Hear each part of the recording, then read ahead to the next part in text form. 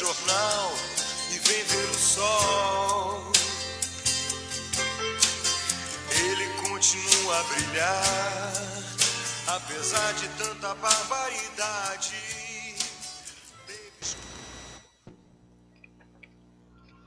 A dor. Definindo as dores corporais. A dor é uma sensação desagradável que pode limitar as habilidades e a capacidade de uma pessoa para seguir uma rotina diária.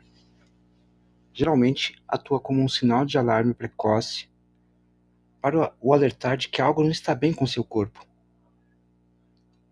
A definição amplamente aceita da dor foi elaborada pela Associação Internacional para Estudos da Dor.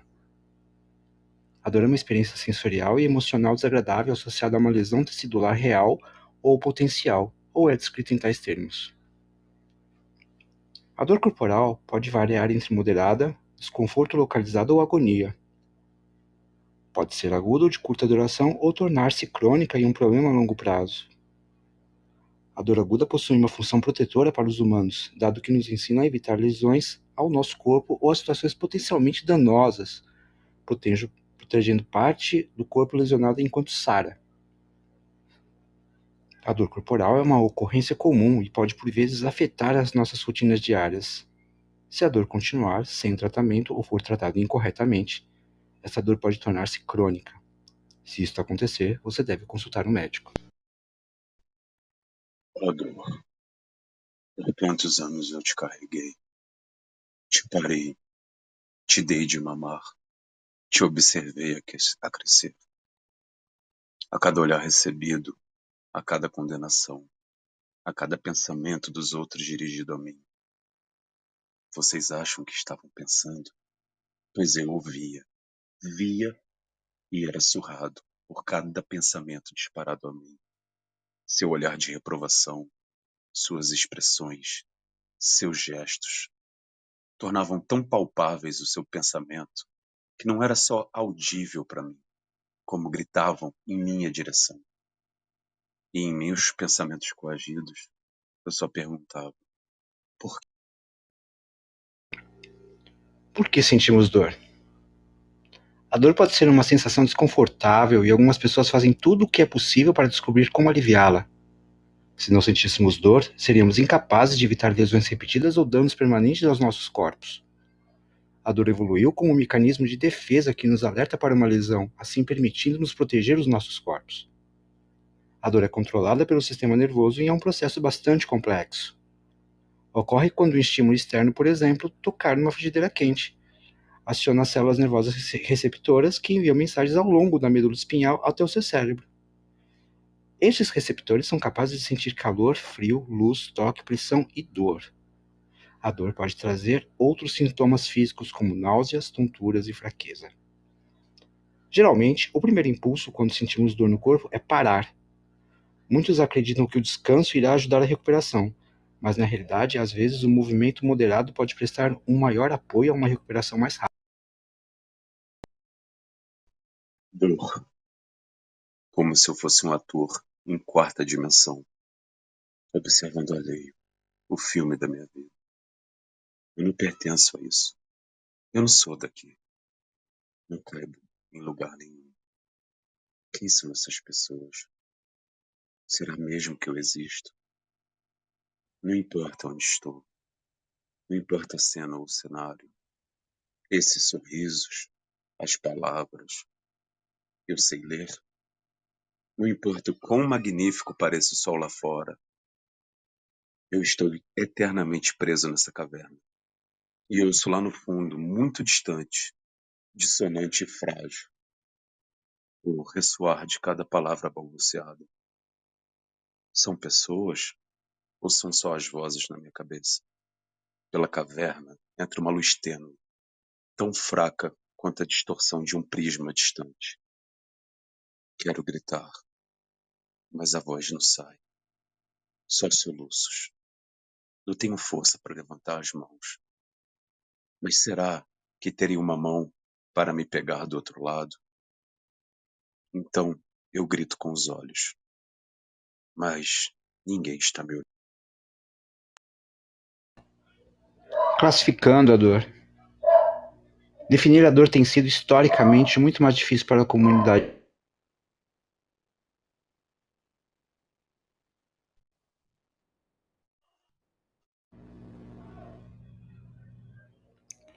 A definição atual, conforme oferecida pela Associação Internacional para o Estudo da Dor, IASP, é uma experiência sensorial e emocional desagradável, associada a uma lesão tecidular real ou potencial, ou é descrita em termos de tal lesão. A dor pode ser aguda e de curta duração, ou crônica a longo prazo. Causas. Os nossos corpos sentem dor por uma variedade de razões. Os sintomas de dor raramente ocorrem de forma isolada e, por conseguinte, encontram-se mais que um mecanismo de ação quando sente dor. A dor aguda é uma dor que lhe comunica que se machucou. Por exemplo, quando queima sua mão no fogão, a dor lhe comunica que tem uma lesão. A dor aguda tem um início súbito e normalmente não dura muito tempo. Quando a lesão sara, a dor irá desaparecer. A dor crônica é mais grave e prolongada e deve consultar o seu médico para obter orientação. 65% das pessoas no mundo sentem dores do corpo ao menos uma vez por semana. Dor. Eu te reconheço em cada lágrima involuntária que escorre em direção ao terreno ermo, árido, sulfatídeo. Dor. Eu te reconheço em cada abuso, em cada marca, em cada gota de sangue, a cada violação. Tá apertando meu pescoço. Eu não consigo respirar. Logo acaba e eu estarei livre. Abra os olhos. Eu ainda estou aqui. Foi um sonho. Meu corpo flui igual água. Escorre desse quarto, da prisão, do cárcere, ou apenas da minha mente.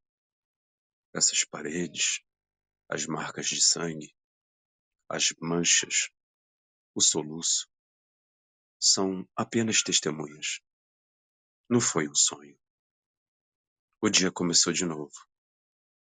Sei que nada é eterno, a não ser esse túnel, mas parece que isso nunca vai acabar. Trajeto da dor. A dor, devido à lesão, é iniciada nos receptores especiais que se encontram espalhados por todo o organismo. Esses receptores de dor transmitem os sinais por impulsos elétricos ao longo dos nervos até a medula espinhal e depois até o cérebro. Às vezes o sinal provoca um reflexo como resposta. Quando o sinal chega à medula espinhal, ele volta imediatamente pelos nervos motores até o ponto de origem da dor, provocando a contração muscular sem envolver o cérebro. Por exemplo, quando tocamos em algo quente, sem intenção, puxamos a mão imediatamente. Essa reação reflexa ajuda a prevenir lesões permanentes. O sinal de dor também é enviado ao cérebro. Somente quando o cérebro processa o sinal e o interpreta como dor é que as pessoas tomam conhecimento da dor. Os receptores da dor e suas vias nervosas diferem nas diferentes partes do corpo. Por esse motivo, a sensação de dor varia segundo o tipo de lesão e sua localização.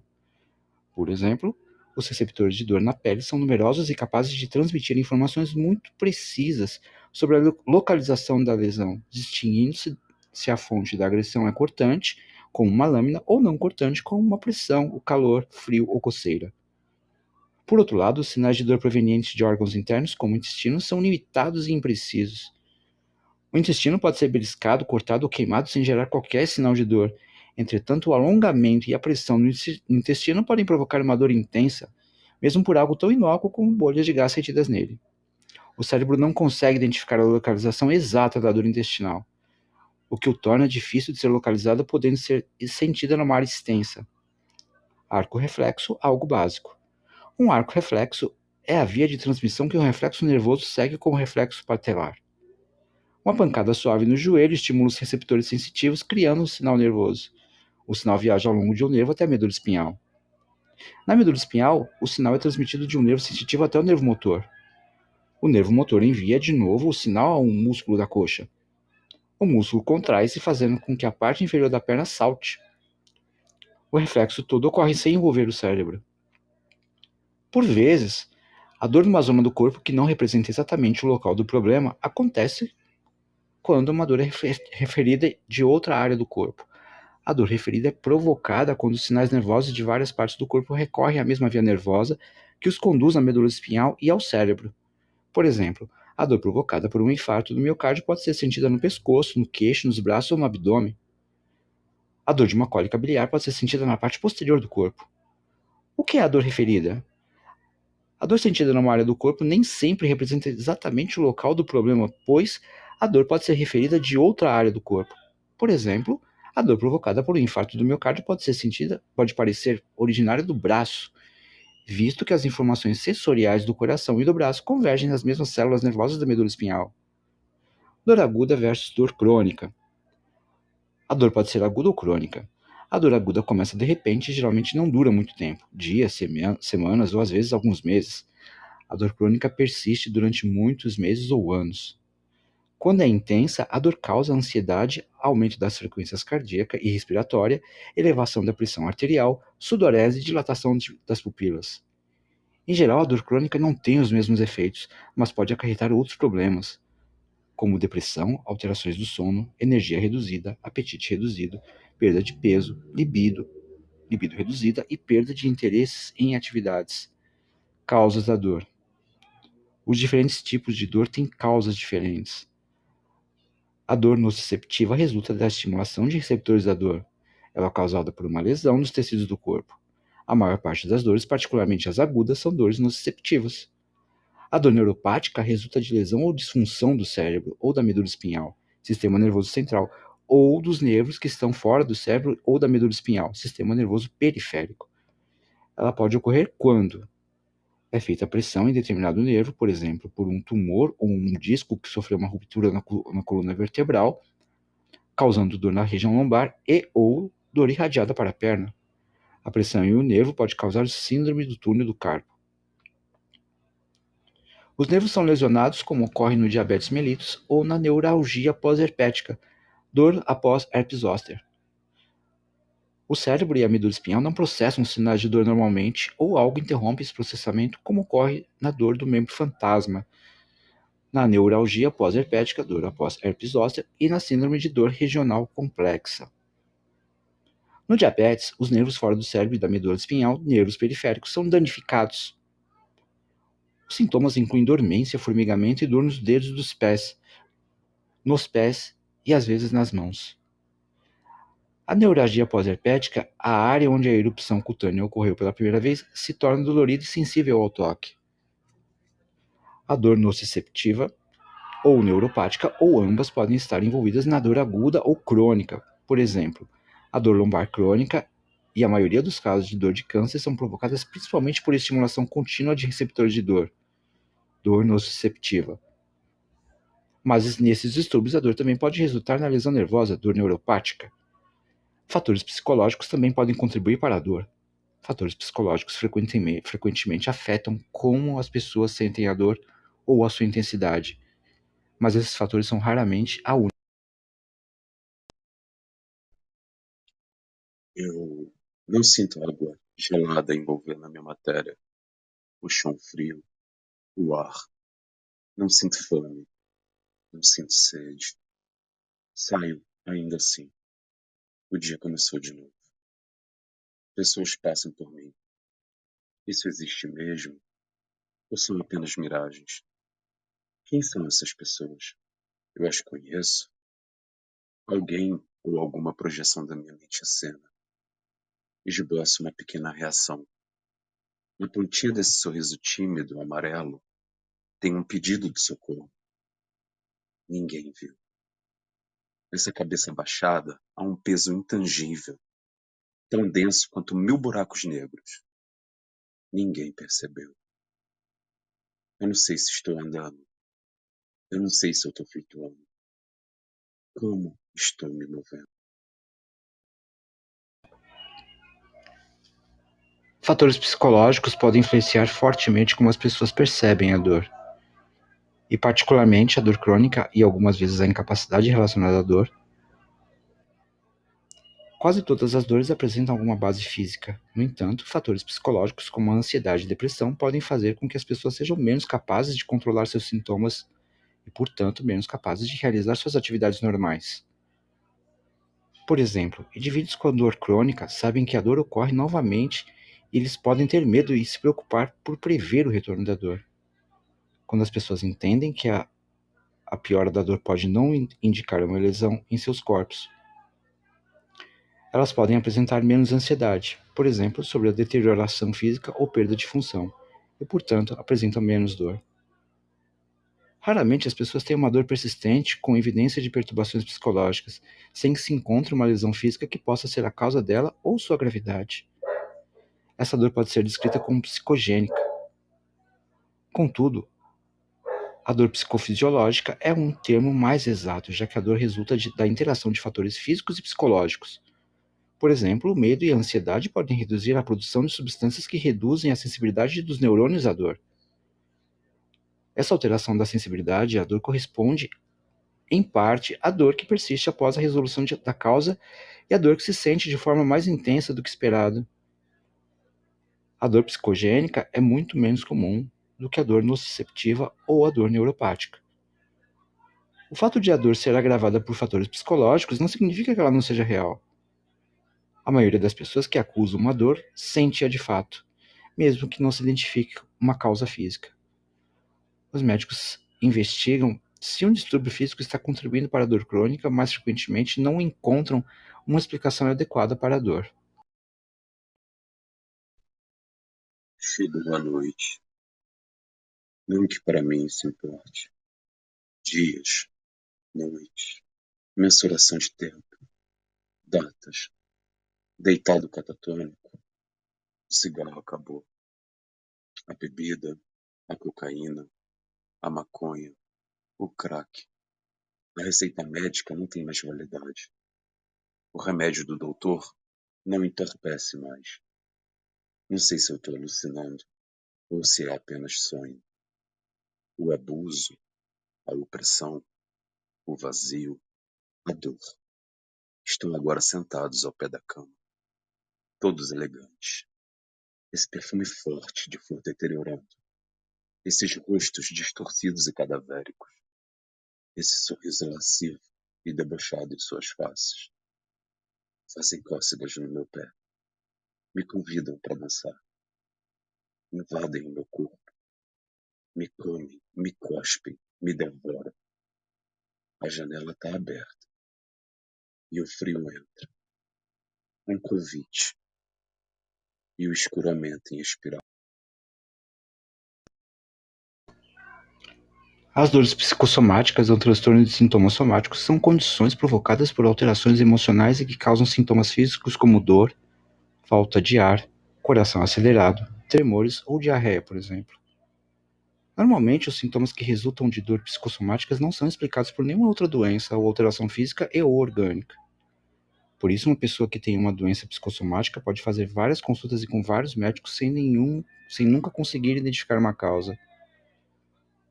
Os sintomas desse transtorno estão associados a um mal-estar emocional em alguns casos, a transtornos de ansiedade e depressão, sendo mais frequente em pessoas com antecedentes familiares de somatização de experiências traumáticas. O tratamento geralmente inclui a realização de psicoterapia, além de acompanhamento com o psiquiatra, que pode indicar medicamentos como antidepressivos ou ansiolíticos para ajudar a aliviar os sintomas. Sintomas das doenças psicossomáticas.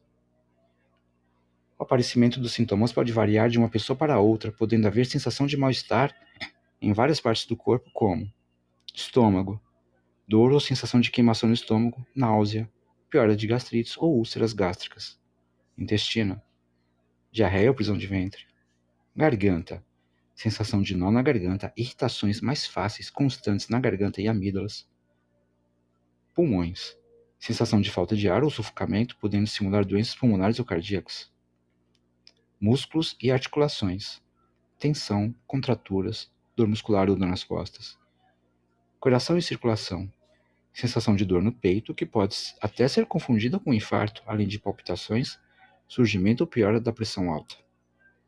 Rins e bexiga, sensação de dor ou dificuldade para urinar, que pode imitar doenças urológicas. Pele, coceira, ardência, formigamentos. Região íntima, piora da impotência, diminuição do desejo sexual, dificuldade para engravidar ou alterações do ciclo menstrual.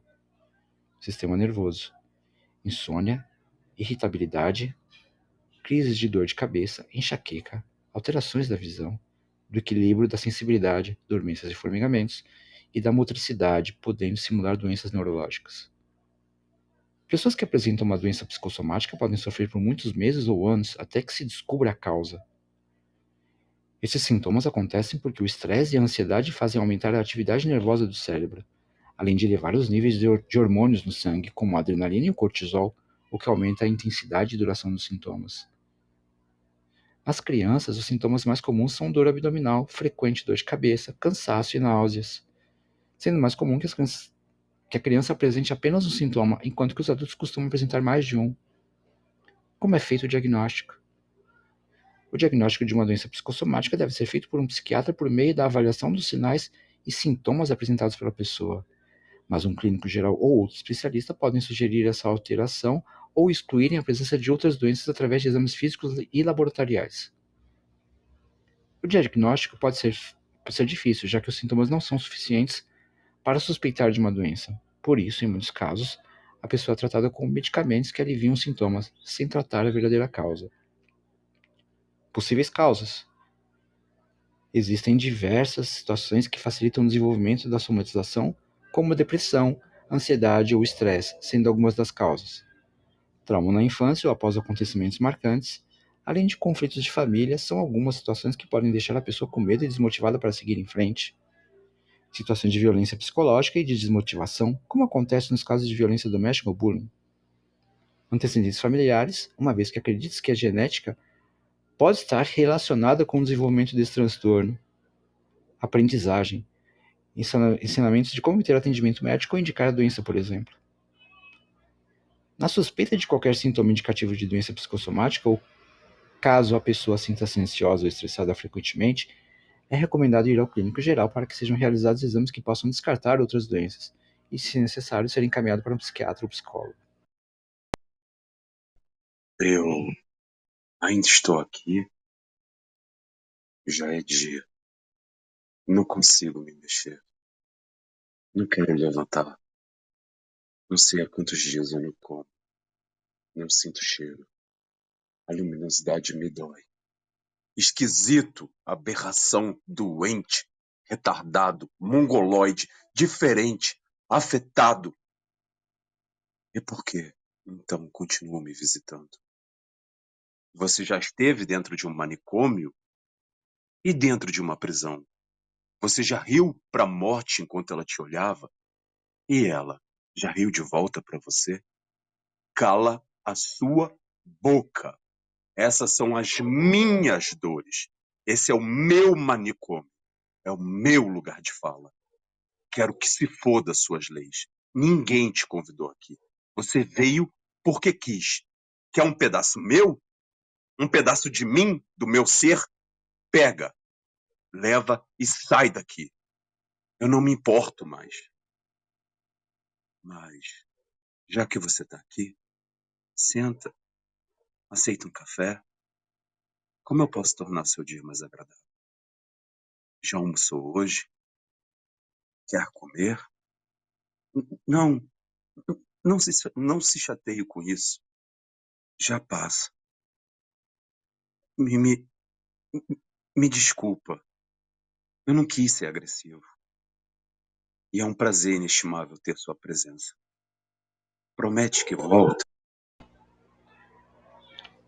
O índice de depressão também é um dos 5 mais elevados no planeta. No total, transtornos mentais geram perdas de US$ 1 trilhão por ano para a economia global. O Brasil é o país com maior taxa de pessoas com transtornos de ansiedade no mundo e o quinto em casos de depressão.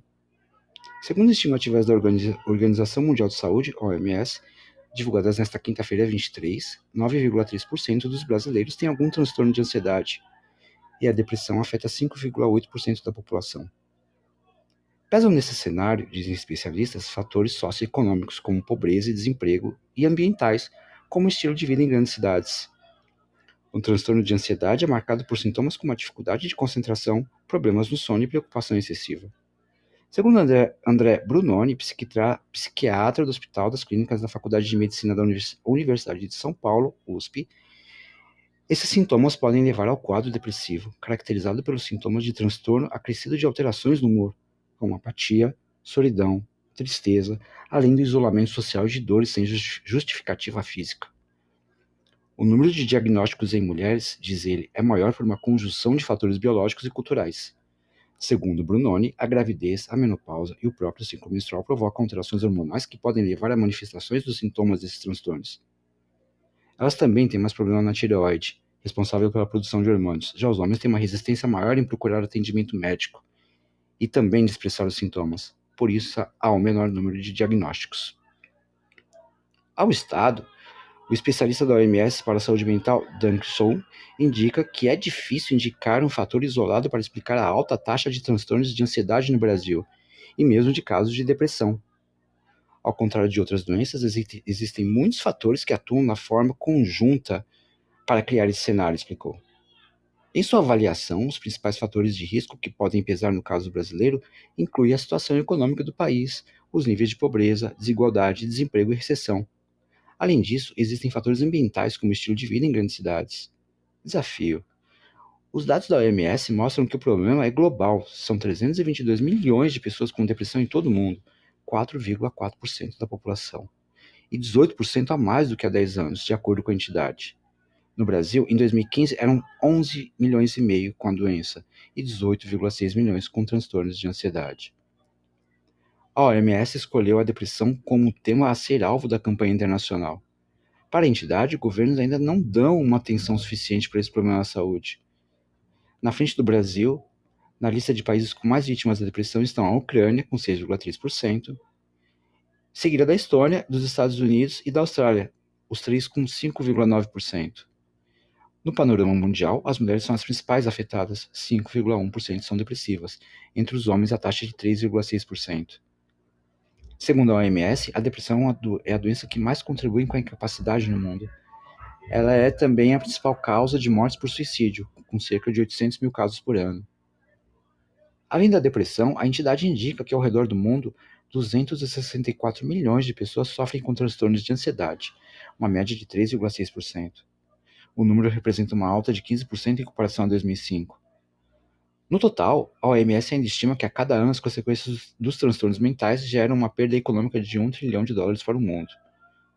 Os 15 países com as maiores taxas de depressão: Ucrânia com 6,3%, Austrália, Estônia e Estados Unidos com 5,9%, Brasil com 5,8%, Portugal, Grécia com 5,7%, Lituânia, Finlândia, Belarus com 5,6%, Rússia e Cuba com 5,5%, Nova Zelândia, República da Moldávia e Barbados com 5,4%.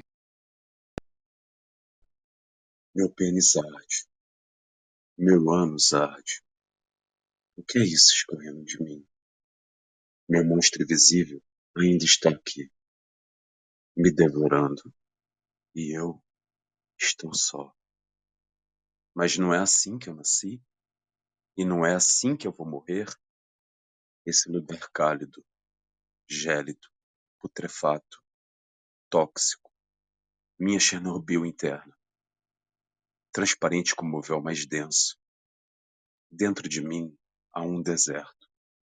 E dentro desse deserto há um mausoléu chamado dor. O ar está parado. É claustrofóbico. Parece que eu comi areia com vidro e veneno. As palavras com sabor se foram. Caminhar nesse lugar dói tanto. Os médicos dizem: já fizemos todos os exames, ele não tem nada. Vejo mais um muro pichado em minha mente. A palavra esperança está pichada neles. Não vejo cor. Sou um longevo cinza, torrado, ou pela chuva ácida, ou por lágrimas. Meu corpo dói. Eu não tenho mais força. Vejo o abismo. Tô segurando a corda. Lá no fundo a luz. Ouço vozes. Não desista. Engravide. Consuma. Beba. Corra. Não desista. Fume. Não tenho olfato. Nem paladar. Já não ouço mais nada. Mas ainda assim, sinto, dedo a dedo, um por vez, largar esse cordão umbilical. Sinto a luz diminuir. Sinto o vento passando pelo meu corpo, me estuprando de novo. Não, ele só tá me dando as boas-vindas. Agora só tem escuro. E eu caio e caio. Principais fatos. Cerca de 800 mil pessoas morrem por suicídio todos os anos. Para cada suicídio, há muito mais pessoas que tenham suicídio a cada ano. A tentativa prévia é o fator de risco mais importante para o suicídio na população em geral. O suicídio é a segunda principal causa de morte entre jovens com idade entre 15 e 29 anos. 79% dos suicídios no mundo ocorrem em países de baixa e média renda. Ingestão de pesticidas, enforcamento e armas de fogo estão entre os métodos mais comuns de suicídio em nível global. Folha informativa. A cada ano, cerca de 800 mil pessoas tiram a própria vida em um número ainda maior de indivíduos que tentam suicídio. Cada suicídio é uma tragédia que afeta famílias, comunidades e países inteiros e tem efeitos duradouros sobre as pessoas deixadas para trás. O suicídio ocorre durante todo o curso da vida e foi a segunda principal causa de morte entre jovens de 15 e 29 anos em todo o mundo no ano de 2016. O suicídio não ocorre apenas em países de alta renda, sendo um fenômeno em todas as regiões do mundo. De fato, 79% dos suicídios ocorreram em países de baixa e média renda em 2016. Trata-se de um grave problema de saúde pública. No entanto, os suicídios podem ser evitados em tempo oportuno, com base em evidência e com intervenções de baixo custo. Para uma efetiva prevenção, as propostas nacionais necessitam de uma ampla estratégia multissetorial. Prevenção. O presidente da BP afirmou que é possível prevenir o suicídio. Existem muitos sinais que alertam para a possibilidade de tentativa de suicídio por parte de uma pessoa, como, por exemplo, ficar mais recluso, falar muito sobre sumir, não ter mais esperança, mudar o comportamento repentinamente. O mais importante é dizer às pessoas que não duvidem de quem ameaça cometer o suicídio. Costumo dizer que, neste caso, o cão que ladra morde. Não podemos arriscar. A pessoa está sofrendo e por isso dizemos que agir salva vidas. No sentido de encaminhar para um serviço de saúde, um médico psiquiatra, marcar consulta e ir junto, não deixar a pessoa sozinha. Fazer com que ela sinta que você está do lado dela. O médico destacou também que se deve ter em mente que a doença mental é como o diabetes, a hipertensão. Ela tem tratamento, tem controle e a pessoa pode voltar a ter qualidade de vida. Esses são os caminhos para evitar o suicídio, afirmou. Segundo o presidente da BP, ainda não há dados que mostrem se a pandemia de Covid-19 aumentou o número de suicídios. Ele lembrou, entretanto, que desde março de 2020 vem alertando as autoridades sobre a quarta onda de Covid, que é a das doenças mentais. A esse respeito, a ABP trabalha com 3 cenários que incluem o desenvolvimento de doença mental em quem nunca apresentou sintoma, retorno dos pacientes aos agravamentos dos quadros psiquiátricos de quem ainda estava em tratamento. Substâncias químicas. O professor de pós-graduação em psiquiatria da Pontifícia Universidade Católica do Rio de Janeiro, PUC do Rio, Jorge Antônio Jaber Filho, disse que 1/4 dos suicídios acontecem em usuários de substâncias químicas. O simples fato de uma pessoa fazer uso de drogas já o coloca no grupo de risco, advertiu. Isso significa que de cada 4 pessoas que usam droga, uma conseguirá se matar. A estatística mostra que de cada 100 pessoas, 17 já pensaram em suicídio, 3 tentaram e uma acaba numa emergência hospitalar. É um fato que deve ser levado em consideração que as substâncias químicas, álcool, inclusive maconha, cocaína, êxtase, LSD, anabolizantes, cafeínicos, bebidas com alto teor de cafeína, estão relacionados entre as drogas que causam maior possibilidade de uma pessoa se suicidar, desculpem. Jaber Filho afirmou que o fator que mais predispõe ao suicídio é a depressão. Cerca de 1/3 dos suicídios no Brasil ocorrem em pessoas que sofrem de depressão e 1/4 das pessoas que tentam suicídios ou drogas. Trabalho realizado dentro de um serviço psiquiátrico em 2019 mostrou que 1/4 dos pacientes internados havia tentado suicídio e foi transferido de hospitais de emergência médica, geralmente da rede pública. Alterações. O psiquiatra explicou que o fato de uma pessoa usar substâncias químicas provoca, com frequência, alterações nos seus sentimentos, gerando ansiedade e muita tristeza, geralmente após a cessação dos efeitos da droga. Essas pessoas também têm alterações de pensamento. Ou seja, a pessoa que usa drogas tem um pensamento às vezes muito eufórico, acredita que tudo vai dar certo, mas passado o efeito tem um pensamento muito ligado à ruína pessoal.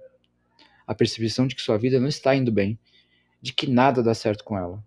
Geralmente as pessoas atribuem esse pensamento de ruína às condições externas políticas, econômicas e sociais que realmente têm alguma importância, mas que são determinantes para as tentativas de suicídio em pacientes que usam drogas. Quem não usa droga tem menos chance de procurar o suicídio em condições sociais adversas, argumentou. Para Jorge Jaber Filho, usuários de drogas têm a maior tendência de abusar desses produtos em momentos difíceis da vida. Mas se abandonarem o uso de drogas, sairão desse grupo. Já os dependentes químicos em geral não têm cura, mas têm acesso a tratamentos médicos e grupos de multa ajuda que revertem essa possibilidade, ajudando-os a ficarem em abstinência. É possível sim haver recuperação. Explicou que o dependente químico é um usuário de substância química que perdeu o controle de sua vida sob o efeito da droga. Já o usuário pode não ter qualquer problema com o uso da droga, mas em algum momento, a perda de um grande amor, de uma pessoa querida, predispõe ao abuso da substância naquele período. E se a pessoa continuar com um sofrimento muito grande, pode tentar o suicídio também. Lesões. Não só o suicídio, mas os casos de lesões autoprovocadas têm sido preocupação constante na Secretaria Nacional dos Direitos da Criança e do Adolescente, do Ministério da Mulher, da Família e dos Direitos Humanos, MMFDH. O secretário Maurício Cunha disse em áudio à Agência Brasil que o órgão acompanha com atenção os dados do Ministério da Saúde sobre essas questões desde 2010, por meio de sistemas de informação de agravos e de notificação, o SINAM. Lembrou que em 2019 foi aprovada a Lei 13.819/2019, que instituiu a Política Nacional de Prevenção da Automutilação e do Suicídio. Os casos que envolvem as crianças e adolescentes passaram a ser notificações compulsórias, inclusive do Conselho Tutelar.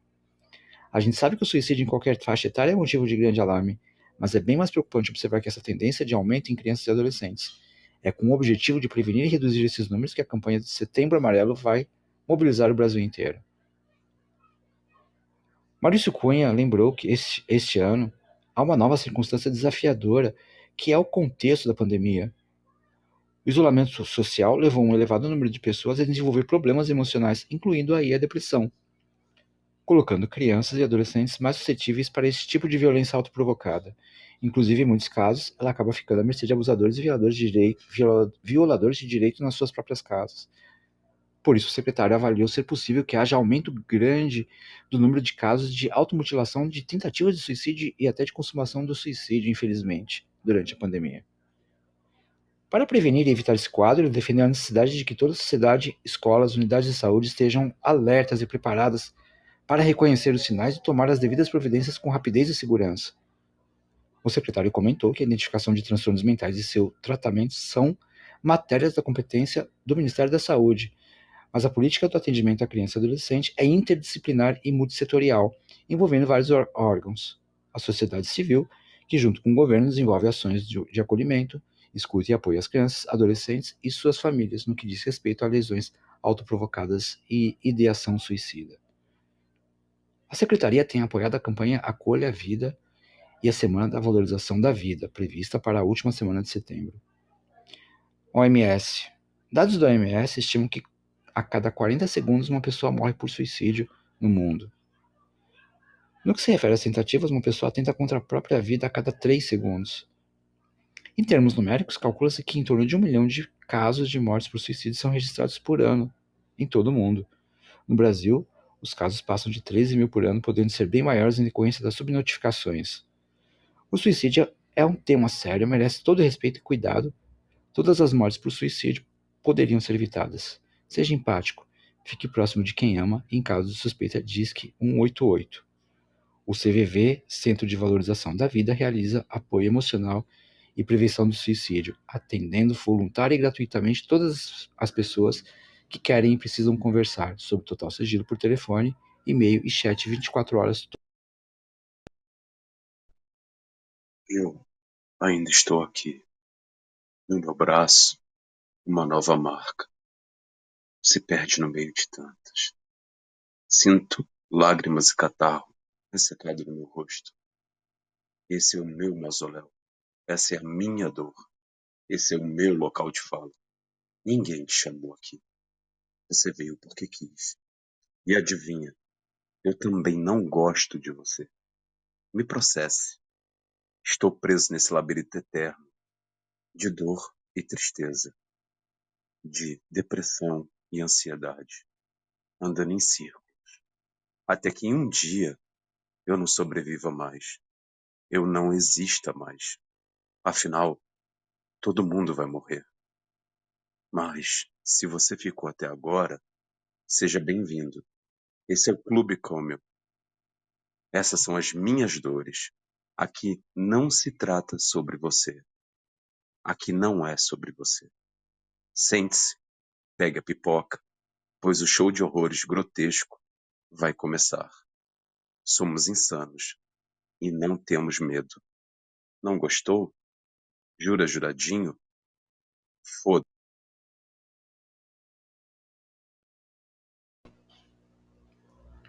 Fontes: cindejustiça.com, Estadão, site Tua Saúde, site MSD Manuals, site Cataflampro e as dores do Richard e Leandro. Sim, você conhece eles.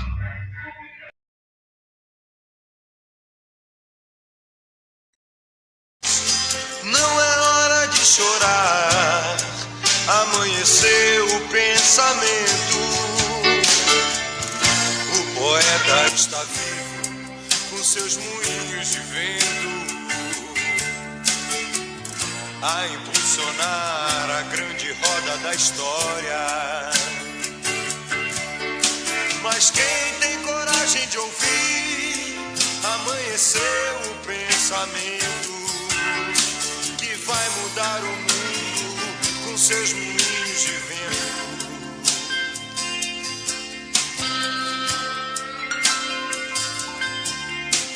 Se você não pode ser forte, seja pelo menos humana.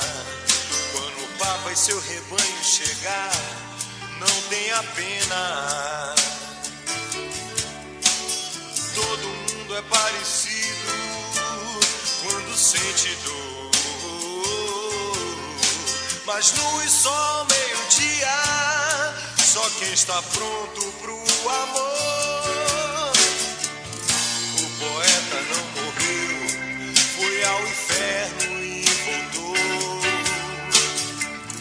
Conheceu os jardins do Éden e nos contou.